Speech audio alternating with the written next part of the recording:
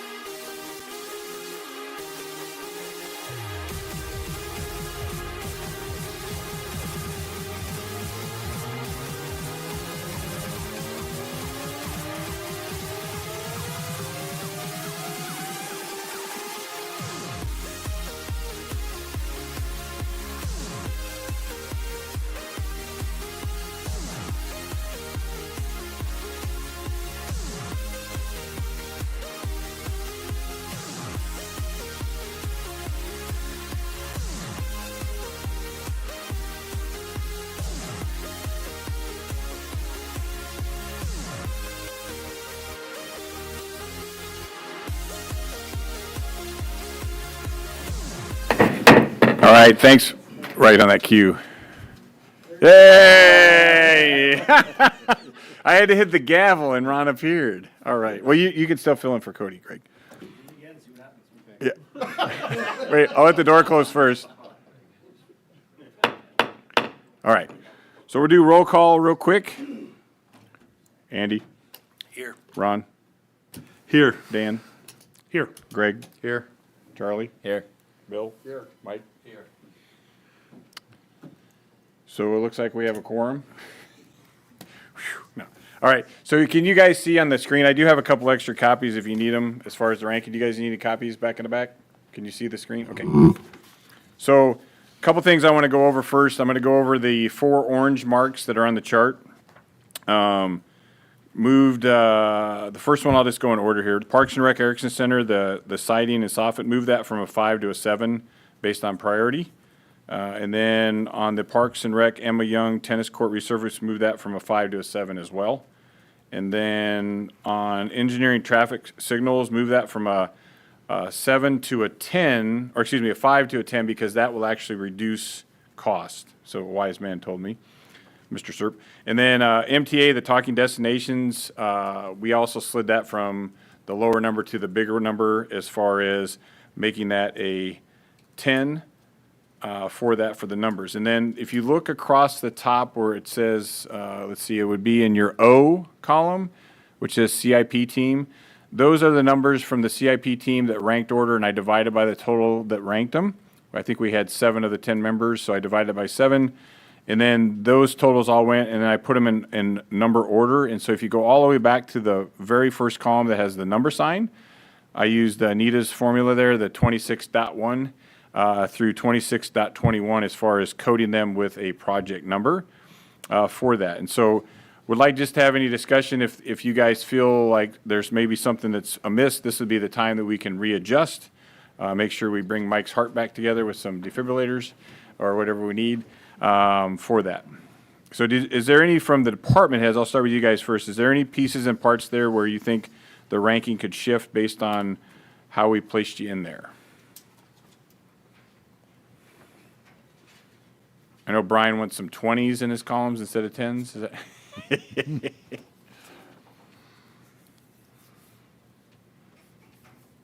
And we did talk a little bit about, and I'm going to leave this, pun intended, in Josh Eggers' ball court. But when he works on Emma Young, it's really going to be up to him. He may end up doing all pickleball, or he may end up leaving one tennis court, or he may do adaptive where several things can be. I'm looking for him to see what. Because that was a couple comments I got from some of you guys on the tennis court stuff, if it's really needed for that. Yeah. Make these bigger, or? No, I mean, what's that? Oh, yeah. Hold on. Yep, you betcha. Stand by. Oops.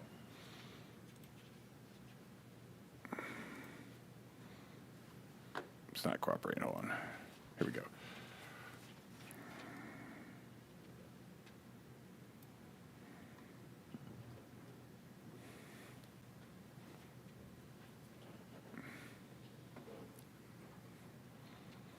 So for the A, that basically was the department's priority. 1, 2, 3, or 4, starting with mandatory maintenance, improve efficiency, or new service. The second B was the priority ranking, either very high, medium, or low.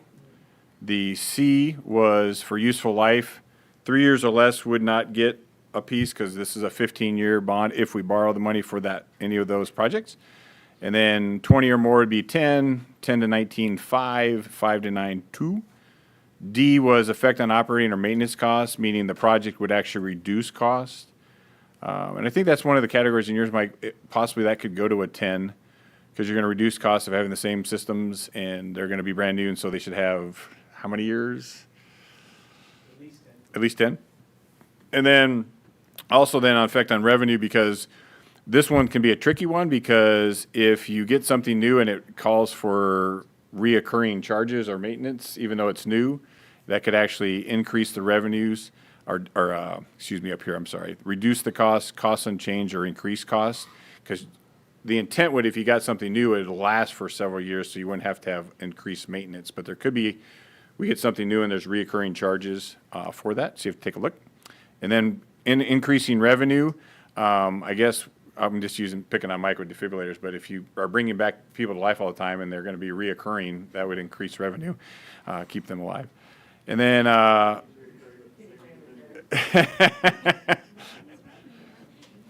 and then availability of state or federal grants was, yes, it's a 5. And then just some clarification, because Ms. Ron had brought this up, but the directed by council just means that it's in goals and objectives that were outlined by the council. Basically be financially sound, have good communications, improve the departments, and make the city better, for things to do. So some of those in there probably could be here or there, but the good news is the council gets the final say, so they'll be able to say if that's yay or nay on those. But I use 10 as a baseline to put those in there just because with the airport and the library, you automatically get 10 because these are being directed and supported by your commissioner board. So that's why I use that on there for that.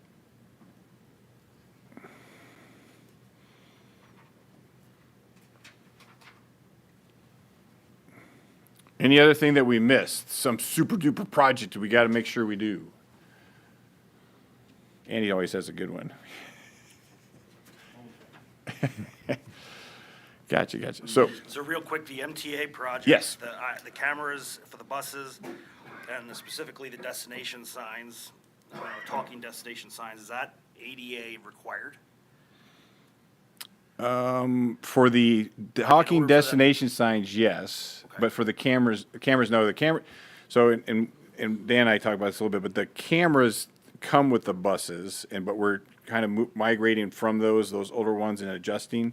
So yes to ADA for talking destination, but not for having the cameras. We like the cameras because if we have an issue on the bus loading, unloading, especially if it's somebody in a wheelchair, then we can actually, we've had several of those where we've gone back to the camera and we can show that it was either our fault or not, so, yeah. I just didn't know if there was a mandate and what the timeline was for that. DOT might mandate that you have to have a minimum of the cameras, but we kind of go above and beyond to have even more for each door and then inside as well. And the newer ones actually provide sound because we've had issues where people have been not kind and we were able to capture that on recording, so. Yep. And then the other one we talked about, we'll throw this into Josh Yeager's lap. Mr. Shirt made this recommendation, I stand by it too, is if we were able to make it ADA accessible, could we get other grants for it? Yeah, I don't see anything that was tied to the CCDA up there, so that could perhaps be an option, that caps at 75,000, we could have a 75K match for that, so if that was our city's one of two open, projects that we could utilize that as an option. Gotcha. Just give you the flexibility. I know the county has found that there's some, like philanthropic groups nationally that'll fund ADA-specific playground projects. There's way more funding for ADA-specific than there is for just regular Yeah, playgrounds. and we're pretty deficient of ADA accessible, we have ADA compliant, which is one thing, but actual accessibility is a whole other world. It adds more cost, but we really don't have anything like that in our court system now. Steven's got the pink sign up for He you. wants you to come up to the podium. Sorry, Josh. You got pinked. Ladies and gentlemen, Josh Yeager's Park. Yeah, so from the beginning, I was a child, no, I'm kidding. Actually, there could be grant opportunities galore for something like that, and I was trying to say the difference between ADA compliance and ADA accessibility is we really don't have ADA accessible playgrounds in our system. They're more expensive to do, and rightfully so, because the equipment is just, there's more to them, but I would like to see something along those lines get put to our park system, because we don't have it right now.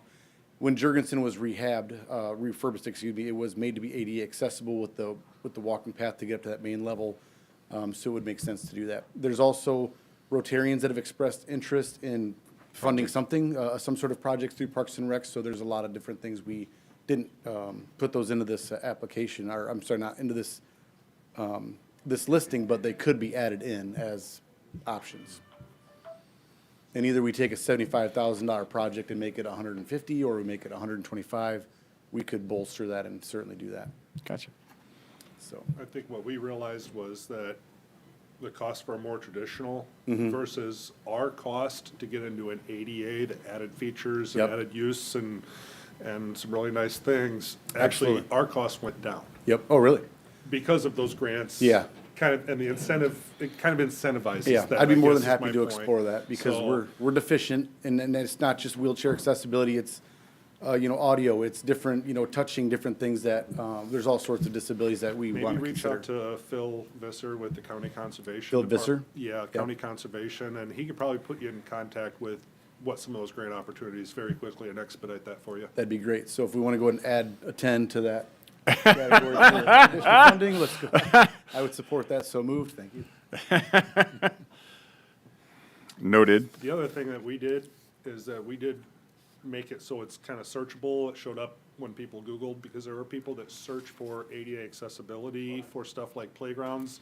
They wouldn't be able to take their kids when they're visiting family and things. And so we feel like it's drawn some additional traffic. Awesome, awesome. Any other caveats, any other concerns? Matt, you got something, right? Come on, what do you got? How you doing today? Is it good to fly weather, or is it the -20 gonna be bad on Monday? Do you have fair weather flyers where they only come out like on good days? Yeah. I don't think Marlena is. Marlena will fly in bad weather, won't you? No, I'm fair weather. You're Gotcha. All right, and so just so you guys know, we're gonna go through and get a vote to get these just as they're prioritized, but we still have many steps along the way. The next step, if you guys approve the prioritization today, I'm gonna take it to the February Planning Commission. Then I'm gonna follow that up with a council of the whole with the council. And if they still are giving thumbs up, then that'll go to, through the budget process as well, because we have to make sure they're happy with where the amounts are. And then before it even finalizes, when we bring it back to the council at the end, we'll make sure everything is racked and stacked. They adjust as needed, they being the council members that are here and the ones that are not. Mayor will take a look too, and then that way we'll be ready to go based on where that debt service levy part falls and where they're comfortable with for borrowing. Cody had asked too, I'd sent it to him. I don't know if anybody wanted, but if anybody else, we have all the past projects. If you go way over here, we have all the project lists. And I think what I may do is okay. No, so what I think I might do is, and we've done this in the past, actually Josh was the one who started me on this, but we'll go through, like, you can see like we highlighted the airport because that's a project coming up. I think I'm gonna make a column over here of completed. And so we can go through and we can, most of these are, but I want to go through and double check, because this is, Anita did a really good combing through this last year to find where's there's dollars that are still remaining because we did not do it and we weren't going to do it, the project or whatever. So we're going to comb through here. We'll go back as far as we need to. And it is a good story, though, of all the different projects that have been completed. So we'll do that and follow up and provide that to you guys as well. Yeah. So with that, if there's nothing further, I would ask our committee here if you guys are okay and to be able to motion and approve the priority list of the capital improvement plan for FY '26. I'll make that motion. I'll second. I got a motion, a second. Any other discussion? I'd like to see the defibrillator a little bit higher on there. Well, I would too. I mean, that's one thing that keeps standing out to me. I mean, that's a life-saving endeavor. Yeah. An opportunity to secure equipment to save lives, especially given the change in some of the local health care. I agree with that. Well, that was a caveat I didn't think about, but you're spot on with that. Yeah. Thank you. Yeah, I mean, Anything to save a life is worth it. All right, let me see what happens here. Let's see if I can. Let me use my Excel here because it'll allow me to restack. Bear with me. What were you saying that was one of those columns that you thought that line could merit a change? Was it one of them in particular, or? Matt, did you have one that you were asking the chief? Well, I asked him about the life, and that's 10 years, and that's why I had 7, but I put a 10 there just because we don't really have a column for like public life-saving safety. We don't, which we probably should, but if I do that, that gets him to 60.6, which would bring him up to here. Let's see, sorry, defibrillator. Middle in the pack. Yeah, and then if I did with revenue, because we're saving people's lives, that would get him to 65.6, which would put him up in the 4th category, if I do this. I do believe on the priority that it's currently scored as a maintenance, which is a 7, but I do think it should be a mandatory, which is a 10. Yeah, I put you at 10, and then I bumped you up on the revenue too, so it gets you to 65.6. And what we've done in here too, in the years past, we've actually put stuff in here for a possible match. These are actually matches that exist, because I'd also argue if we went to CCDA, they'd probably throw down 75K because it's life-saving equipment. So that might be another way to, but right now, that would actually bump fire defibrillators up to 26.4. Can I, Yes, sir. I mean, this goes to the council as a recommendation, but they're not bound to it, Nope. correct? That's correct. So, I mean, I understand why making some of those changes, although to me, they're kind of change numbers for a desired outcome. Yeah, true.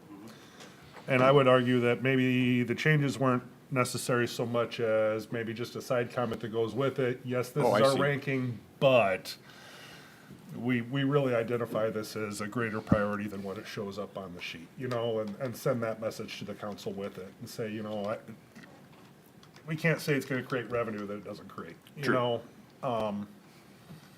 But if we were all in agreement that really that deserves more attention than what is placed on the list shows, I think that could be, you know, part of a recommendation to the council. Could you just highlight it? Yeah. And put a side note on it or I something? mean, we've got council here, you want to Yeah. carry that message and that discussion. So Dan, I took To the your next thing meeting. and I put identify as create a higher priority for safety.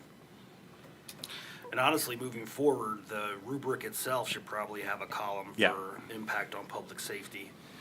Yeah. Because in my mind, that's gonna be the number one concern, especially we're talking about repairing intersections. I mean, Yeah. is it gonna be something that's not only gonna be good for the community and help the overall quality of life and well-being, but if it impacts public Yeah. safety, it should probably be ranked pretty high. Yep. I was thinking a fire truck, for example. Yep. Or an ambulance. So Dan, when I do this, well, because I want to You make know what sure. I'm saying, though? I don't wanna necessarily No, I tweak know. the numbers just because I wanna see it higher on the list, but Yep, I'm with you. Well, I'm willing to accept a lower number and say, but there's other consideration that's a priority to this group. I'm Yeah. gonna have to agree with our chief on this, though. This isn't a maintenance program. Yeah. Yeah. Which I, This is a new item. I mean, if this was a change of a program in the system, that might be a maintenance. But this is, one, making their product consistent, because we got, what, 4 or 5 different out there now, styles? so what I did, I'm meeting you guys both in the middle. So what I did was I moved the 7 to a 10 in the priority, and I moved the revenue from a 5 to a 10. It still gets it 62.6, which is going to shift it just a hair. So it shifts it down to 0.9. Well, chief, you were up there. You tried.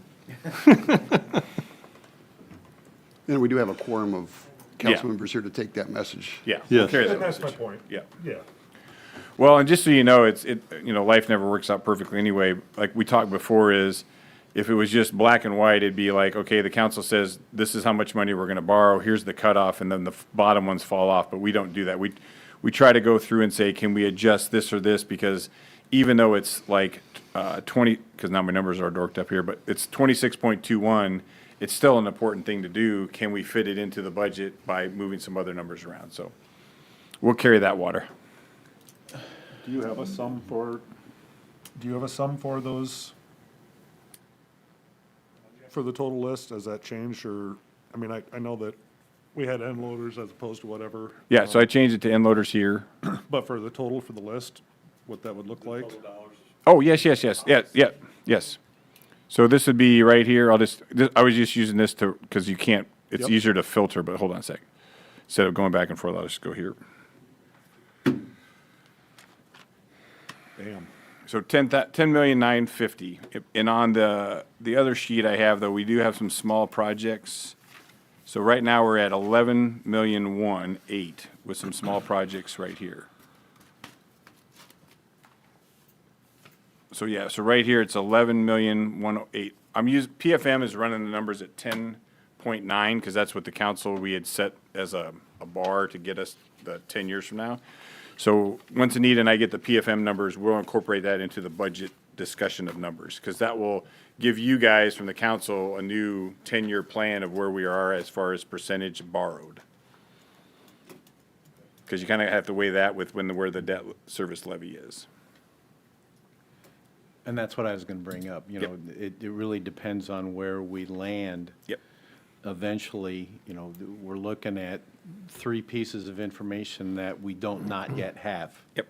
And if you remember, over the past 8 years I've been here, a couple of times we've had it where when the council makes the final call on, hey, let's be at 8 million, we've went back through and surgically said, okay, well, let's get this one, but not this one, and we'll push this one to the next year. So we'll do that same. I just want to make sure you guys hear this often. You know what the top 21 are. If people are asking, hey, what's going on? You're tracking this.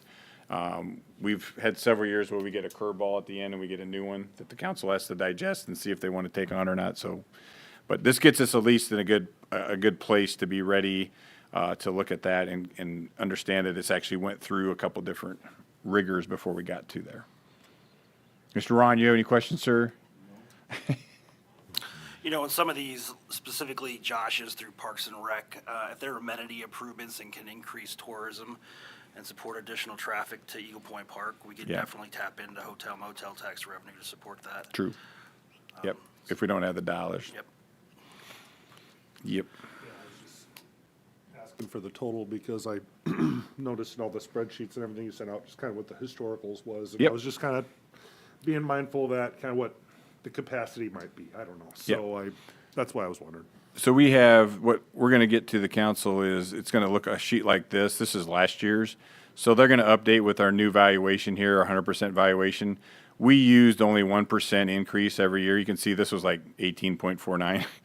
Because HF 718 doesn't affect your valuation, it affects your general fund, right? So on this is using just 1% each year, we looked across the board and said, where can we be with the borrowings? Excuse me, I said 10.9, I upped it, it was 9.9. But you can see each year as they borrow, what the key thing is in blue is this number over here where it brings our total debt limit percentage down to get us down to 60% by year 10. And actually, the one other one we had was it got to 58%.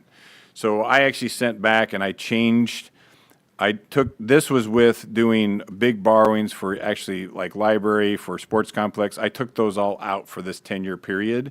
So these numbers are more standard. It's like 5.9, 5.9, 7.5, 5.9, 5.9 to get us maybe closer to 50% because of capacity of borrowing. So once we get that back from PFM, we're going to incorporate that to our discussion with the council. But this is the part they'll receive so they can see where we're at as check one. Check two will be then looking at what the tax levy for the city is, where that debt service levy is sitting, how that affects the overall levy, where we've been for the past, Anita, what did we look? Last 16 years, we've been at 1594, but like last year we're at 1528. So where does that put us overall with that?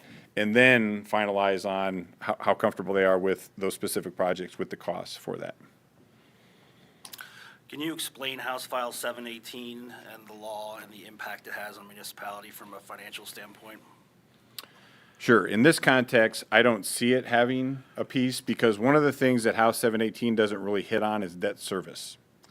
What I've seen is it really hits on the general fund and the property taxes and lowering the property taxes across Iowa, which will in turn provide less money in the general fund, which will in turn provide less money for library, parks and recs, engineering, police, fire, all our main ones that are that are in the general fund.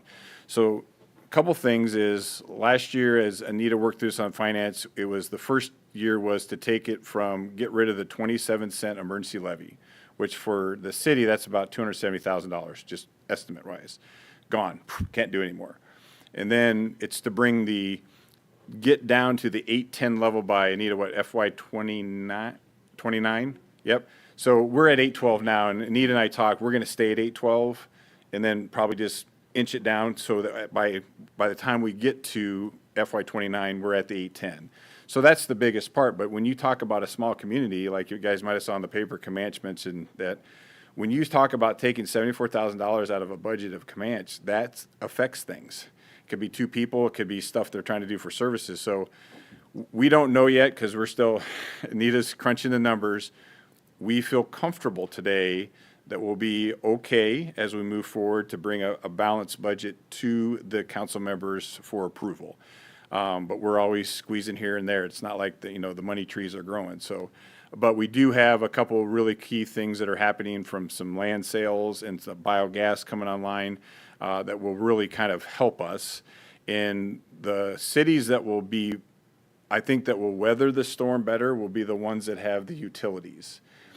Primarily the ones that have water utilities will probably be better off than most. We do not. But I think even with sewer, we'll be able to be helpful. No pressure on Taylor. But I could see with us in the next 10-year plan is that we can maybe breathe a little better because of what Taylor's going to be doing at that plant and what we're going to be bringing in as brand new revenue that we've not seen before. And so before we spend any dollars, we get it, but there'll be a plan, as Anita and I talked yesterday on it. I think long-term is that could help us not have to borrow.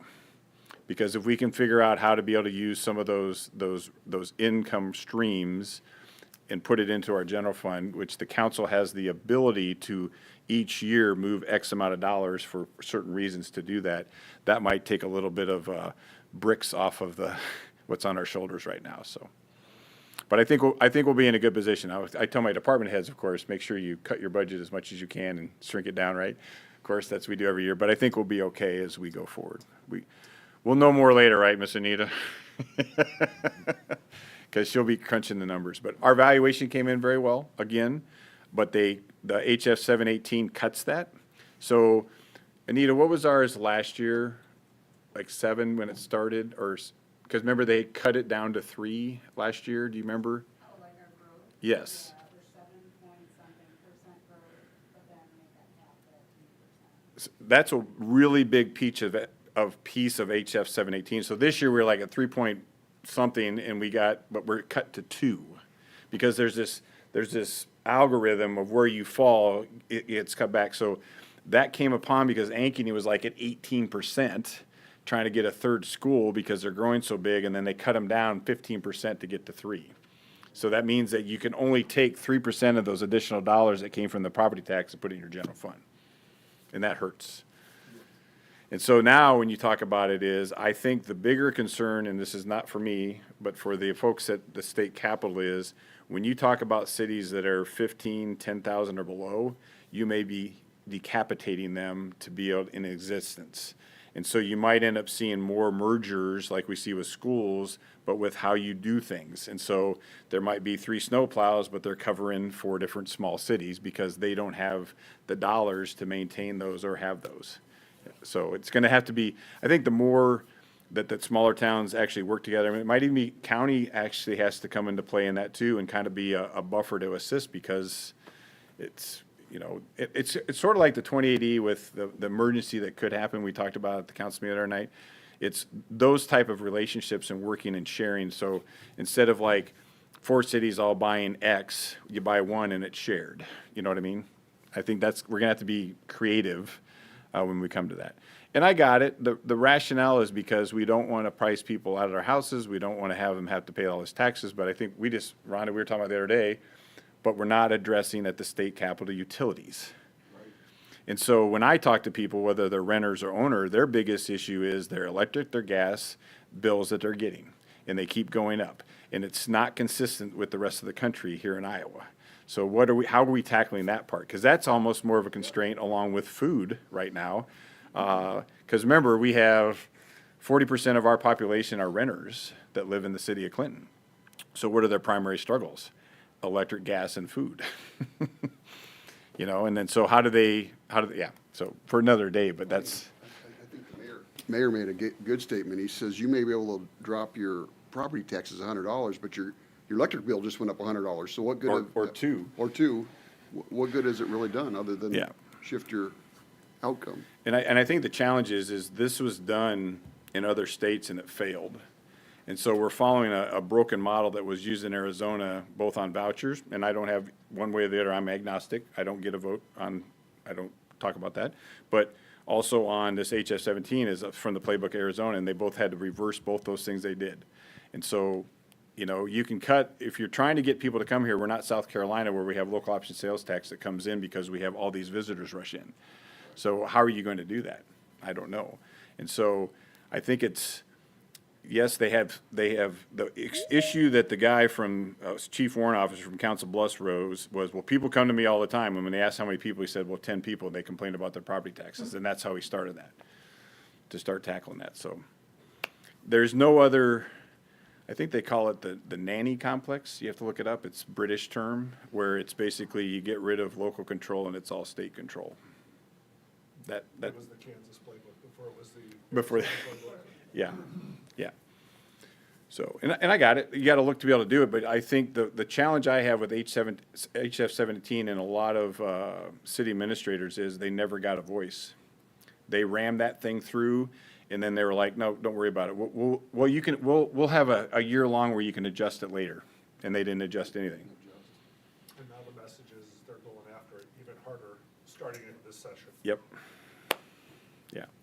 So what I foresee is, and they won't, I don't know if they'll care, but we're going to throw out the card that a lot throw out is it goes right back to public safety because in smaller towns, their biggest cost, just similar to ours, is fire and police. So now you're going to be removing that because they have no funds in their general fund to be able to have that. And they're like, well, just have volunteers. Well, ask Bettendorf how that worked. They had to switch from volunteers and then start hiring people because they didn't have the volunteers. So I don't know, it's a deeper concern that it's like, I think we're cutting our nose off to spite our face because we haven't looked at other avenues or other approaches. What's the backup plan?